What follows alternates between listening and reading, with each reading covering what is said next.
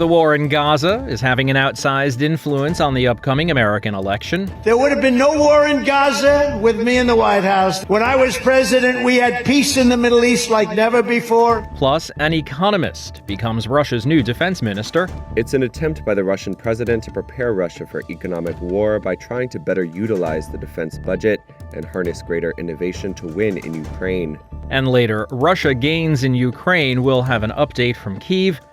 And following the elections in Chad, what role can Western powers play in countering terror in the region?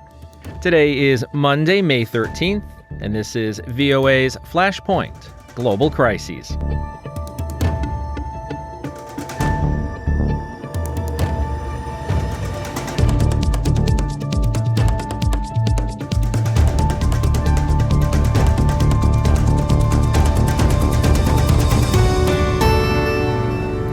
Good evening, I'm Steve Karish in Washington.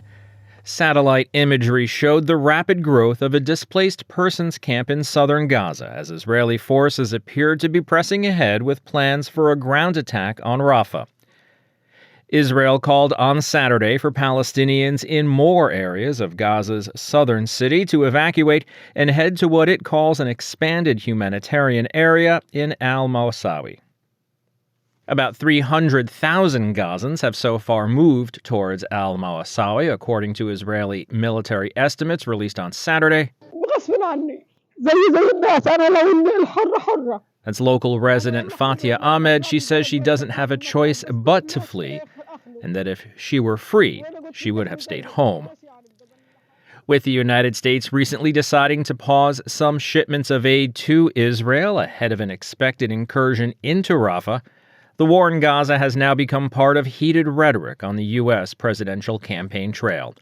Donald Trump has joined other Republicans in criticizing his political rival, President Joe Biden, for his stance on the matter. Veronica Balderas Iglesias has that story. It was a somber Sunday in Israel as it marked Memorial Day for its fallen soldiers and victims of terror. Across the border, displaced Palestinians heeded evacuation orders ahead of Israel's planned expansion of its military operations against Hamas in Rafah, the southern city in Gaza. What is happening on the other side of the world is also strongly resonating on the campaign trail in the United States. Republican presidential candidate Donald Trump brought up the Israel-Hamas war when addressing a crowd of almost 100,000 of his supporters Saturday in Wildwood, New Jersey. There would have been no war in Gaza with me in the White House. When I was president, we had peace in the Middle East like never before. Trump and other Republicans have strongly decried the Biden administration's recent decision to pause certain bomb shipments to Israel in the context of unfolding events in Rafah.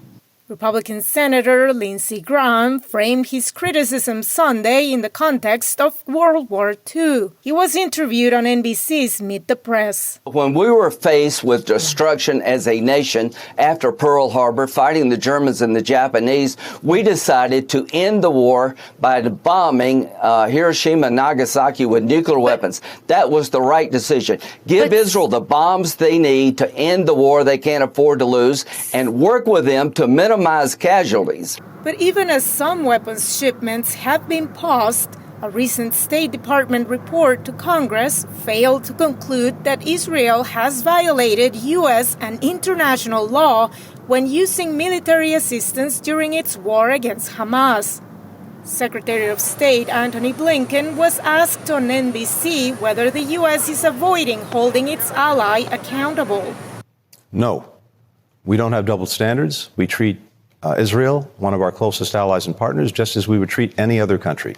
And when we can reach definitive conclusions, we will. But it's very difficult to do that in the midst of a war. Progressive Independent Senator Bernie Sanders, who aligns with Democratic opposition to Israel's conduct of the war, told NBC that in his view, Israel should not be receiving another nickel in U.S. military aid. 35,000 Palestinians dead and 77,000 wounded, two-thirds of whom are women and children. That is not the way you conduct a war in a civilized society to the degree that war is civilized. It is expected that Joe Biden, who has so far been able to strike a balance between his re-election bid and his official duties as president, will face new challenges this coming week by congressional Republicans over the pause of some military transfers to Israel. Donald Trump, meanwhile, will return to the courtroom on Monday and face his former fixer, Michael Cohen, as Cohen testifies in Trump's New York hush money trial. Veronica Valderas Iglesias, VOA News, Washington. The Judicial Committee of Georgia's parliament has approved the third reading of the Foreign Agents Bill on Monday, clearing the way for the full parliament to vote this week on completing its passage. It's very similar to a law in Russia, at a time when much of Georgia's population is more interested in aligning with Europe and the West. For some context, I'm joined by Eka Magaldadze of VOA's Georgian service. As you said, it's a controversial so-called foreign agents bill that is expected to be approved this week, actually tomorrow. The legislation that is offered by the ruling party actually is called the Law on Transparency of Foreign Influence.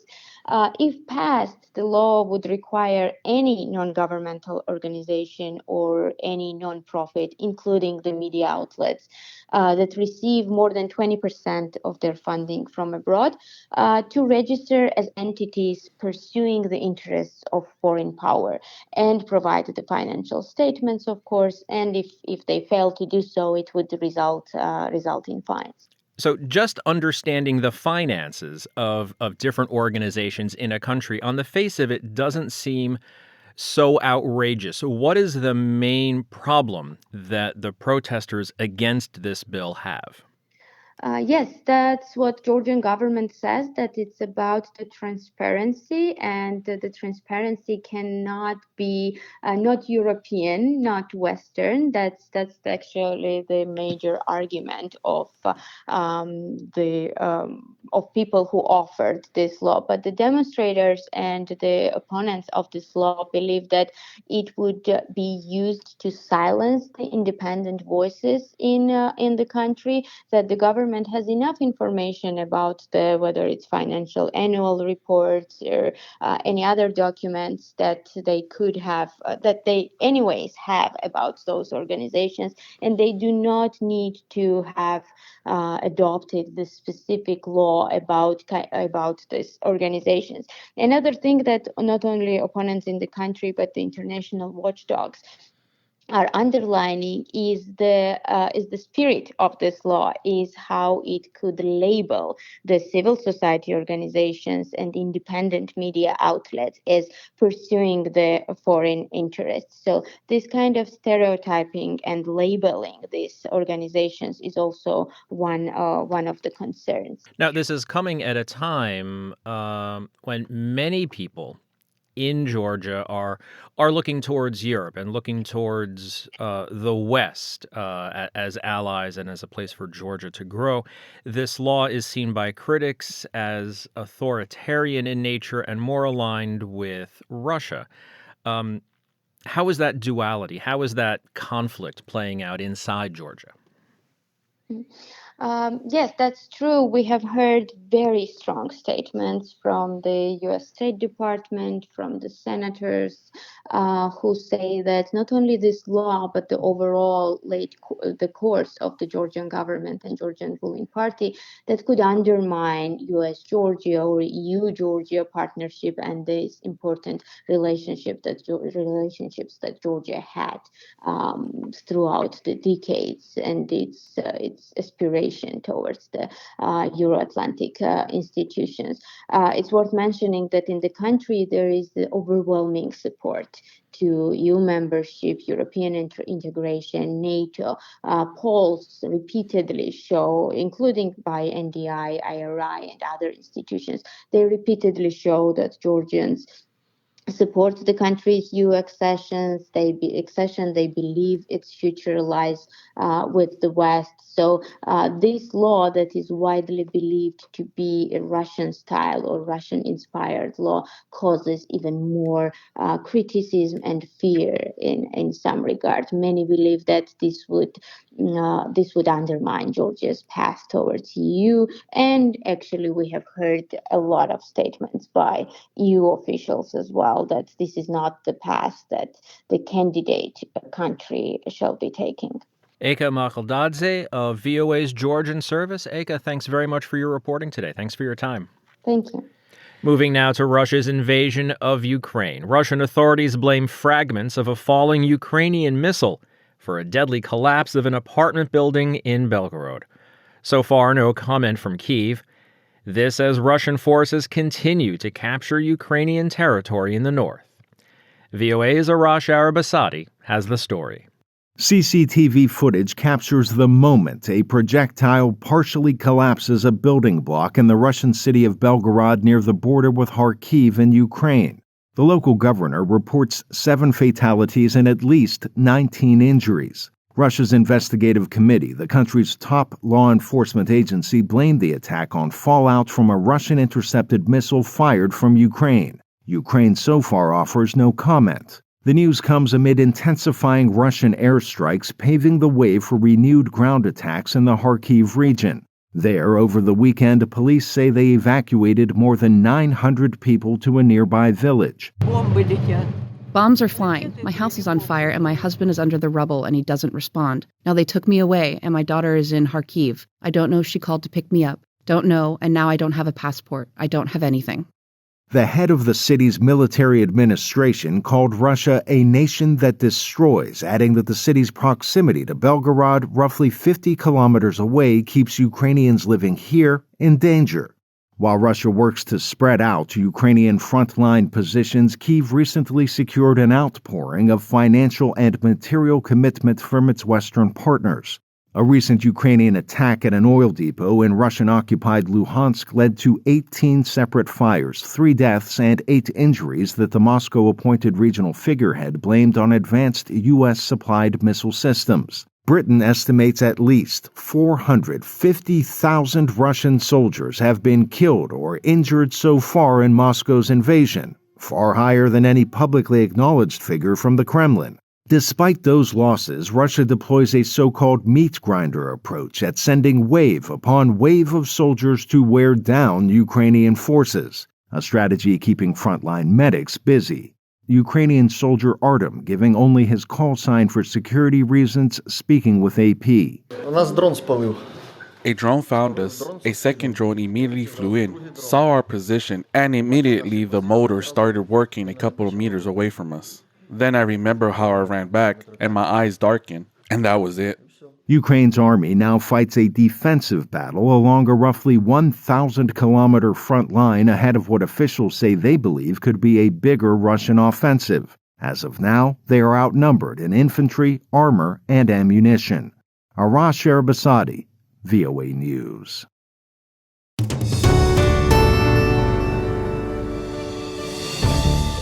You're listening to Flashpoint Global Crises from the Voice of America. I'm Steve Karish in Washington. Vladimir Putin has named an economist as his new defense minister. We'll learn more about Andrei Belousov in a few moments. First, though, fierce battles are taking place in Ukraine's northeastern Kharkiv region as Russian forces are exploiting Ukraine's weaknesses before a big batch of new military aid from the U.S. and European partners arrives. VOA's Lori London spoke with correspondent Anna Chernikova in Kyiv.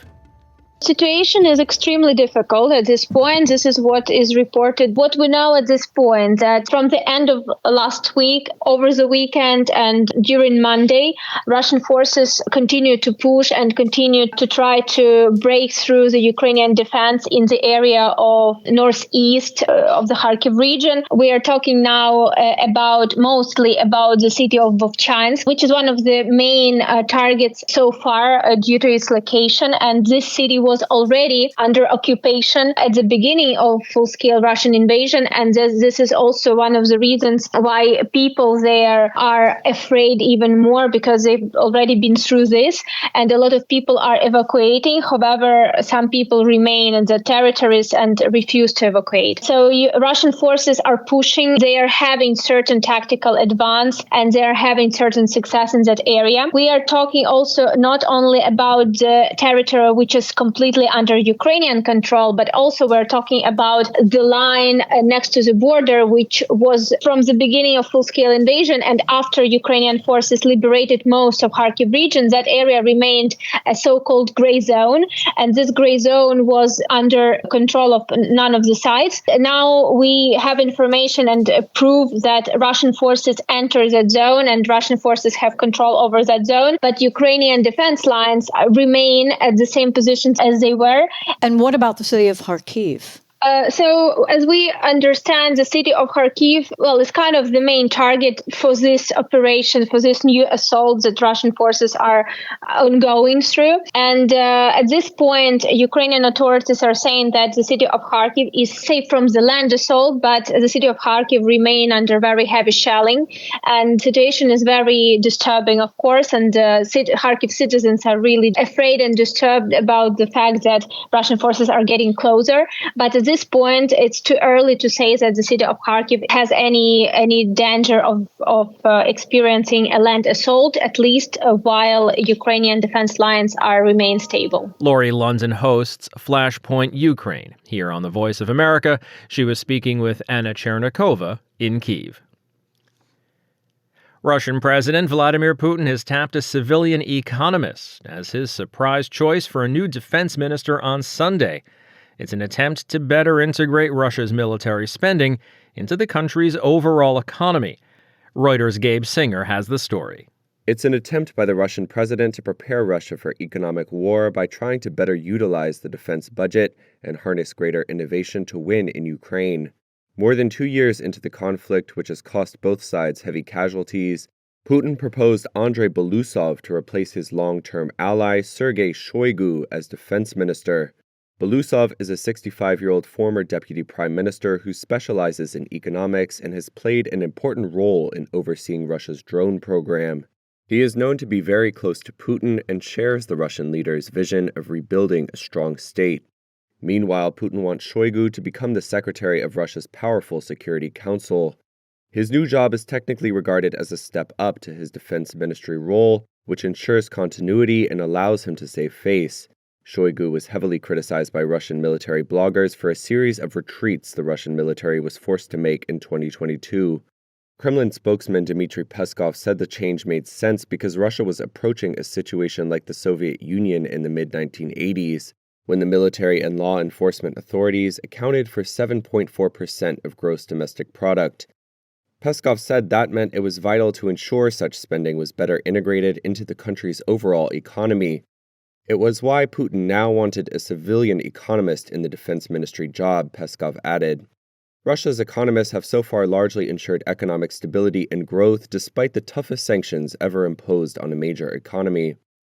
The changes are the most significant Putin has made since launching what he called a special military operation in Ukraine in 2022. They indicate Putin is eager to harness more of Russia's economy for the Ukraine war. That's Gabe Singer of Reuters reporting for us. And now to Africa. We heard on this program last week that Mahamat Deby was declared winner of the recent election in Chad. Western powers are watching to see what role, if any, they can play in countering terror threats in the Sahel region. Henry Wilkins has more. Mahamat Deby's election as Chad's president follows the 2021 death of his father Idris Deby and marks the completion of the country's 3-year transition from military rule. It also means the Deby family has ruled Chad since 1990. The younger Deby, the former military ruler, won the presidency last week. Western powers watched the results of the election closely, while critics denounced the vote as neither free nor fair. In the last 2 years, Sahel countries fighting insurgencies with militant groups linked to Islamic State and Al-Qaeda have severed security ties with Western partners, particularly France and the United States. Chad is the last of these countries to maintain a military link with those countries. Asked if Western nations will be eager to work with Deby now that he is a civilian and not a military ruler, one analyst replied, He is more legitimate to a certain extent, both domestically and internationally. So there is less pressure that can be exerted on him to go one way or another. He has a mandate. Whether the elections were free and fair, it's a different question. This is debated. But at least he has this title. He is now the new elected president of Chad. Some analysts say Deby is trying to leverage his power as the last remaining Western partner in the Sahel conflict to gain better contributions from them. Many Sahel countries have turned to Russia for military assistance in confronting terrorists. Days before the election, some of the US troops based in Chad were asked to leave. The United States has said it's keen to negotiate the return of the troops now that the election is over. Guvi thinks Washington may confront Deby on the issue, even as attention shifts to other parts of the continent. I think in general we've seen interest waning since probably around 2021, shift focus away from the Central Sahel and towards countries on the Gulf of Guinea, coastal states. Another analyst, Dan Izenga of the Washington-based Africa Center for Strategic Studies, says he doesn't think the US does want to further disengage from Chad, but may be looking to reassess how it engages with the region. Have we been acting in accordance with our values and interests, or have we been acting in ways that are perhaps counterproductive, or if not counterproductive, not necessarily moving the needle in the direction that we would like to see in terms of improved security or improved development or improved socioeconomic conditions just for people in general. Several analysts told VOA that despite Deby's victory, he is not immune to being ousted in a coup. Coups are increasingly common in the Sahel, leading to the nickname Africa's coup belt. This will also play into how much to invest and whether or not it's really of value to remain connected deeply to a partner that has just inherent instability baked in. Analysts agree Deby's relationship with France, which has around 1,000 troops based in Chad, is unlikely to change, however. Henry Wilkins, VOA News. Flash floods caused by heavy rains have devastated villages in northern Afghanistan, killing over 300 people and injuring more than 1,600, authorities said on Sunday. This as villagers buried their dead and aid agencies warned of widening havoc. Rachel Judah of Reuters has the story. The Taliban-run refugee ministry says thousands of homes have been damaged and livestock wiped out following heavy rain. Meanwhile, aid groups warn of widening havoc as healthcare facilities and vital infrastructure have also been damaged. For those who have survived, like Mohammed Yaqub, their focus is burying the dead. The flash floods destroyed all our houses. I lost 13 members of my family, including women and children. But moving forward isn't simple, and people are struggling to cope. We have no food, no drinking water, no shelter, no blankets, nothing at all. In a statement, the Taliban's economy minister urged the United Nations and private businesses to provide support for those affected by the flooding. Afghanistan is prone to natural disasters, and the UN considers it one of the countries most vulnerable to climate change. But following the Taliban takeover after foreign forces withdrew in 2021, it's battled a shortfall in aid. That's because development aid that formed the backbone of government finances was cut. This has worsened in subsequent years as foreign governments grapple with competing global crises and growing condemnation of the Taliban's curbs on Afghan women. That's Rachel Judah of Reuters reporting for us. And that's going to wrap up today's show. There's more VOA coverage 24 hours a day on our website, voanews.com, and across our social media platforms. On behalf of everyone here at VOA, thanks for listening. Until tomorrow, I'm Steve Carrick.